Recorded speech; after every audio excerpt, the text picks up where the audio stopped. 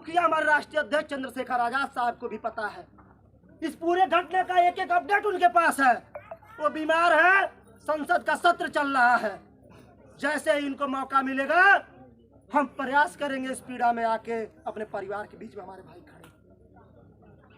हम कोशिश करेंगे, आग्रह करेंगे कि आपको आना पड़ेगा, क्योंकि अब हमारा कोई उम्मीद नहीं। हमारा उम्मीद ये तमाम नौजवान साथी खड़े हैं जिन सबको अपनी अपनी जिम्मेदारी लेनी पड़ेगी और इस मनुवादी व्यवस्था के खिलाफ अपनी जिम्मेदारी को लेकर अपने समाज के भला के लिए खड़ा होना पड़ेगा।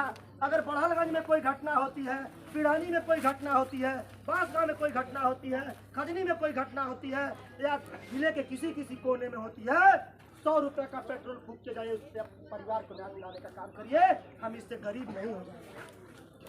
क्या हम गरीब हो जाएंगे? नहीं। अगर यही सरकार के लोगों को बताना चाहता हूँ, अगर यही कोई ब्राह्मण और ठाकुर समाज की हत्या हुई होती और कोई यादव, कोई दलित, कोई पिछड़ा अगर हत्या रहा होता तो मुख्यमंत्री जी अब तक इनकाउंटर करवा दिए होते और उस परिवार को 50 लाख रुपए का मुआवजा दिए होते।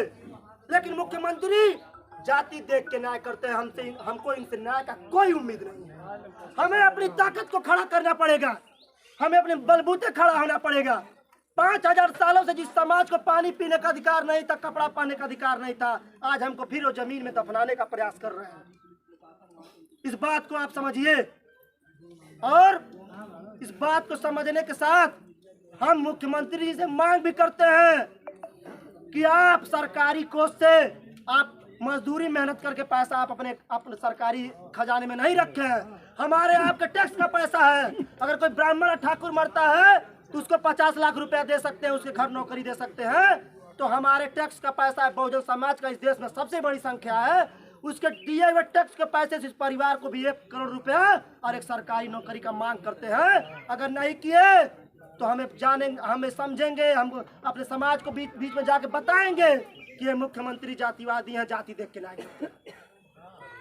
अंतिम बात, हाथ उठा के हमको ताकत दीजिए कि अगर परिवार के साथ न्याय नहीं हुआ तो तहसील में और जिले पे जब जब बुलाएंगे आप लोग आएंगे।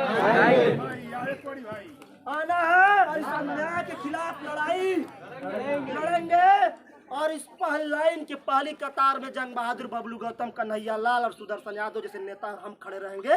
मनुवादियों के बंदूक में जितनी गोली हमारे छाती में मारो, हम समाज की लड़ाई को पीछे नहीं होने देंगे। इस बात को बता रहे हैं, आप लोगों को वादा करके जा रहे हैं कि मैं फिर कह रहा हूं कि दूसरों के लिए राजनीति हो सकती है लेकिन हमारा और ये आपका डीएनए एक है। इस बात को आपको बताने आया हूं। बहुत पीड़ा है, बहुत तकलीफ है, कलेजा फट गया इस घटना को देख के जिस तरह से उसको मारी गई है।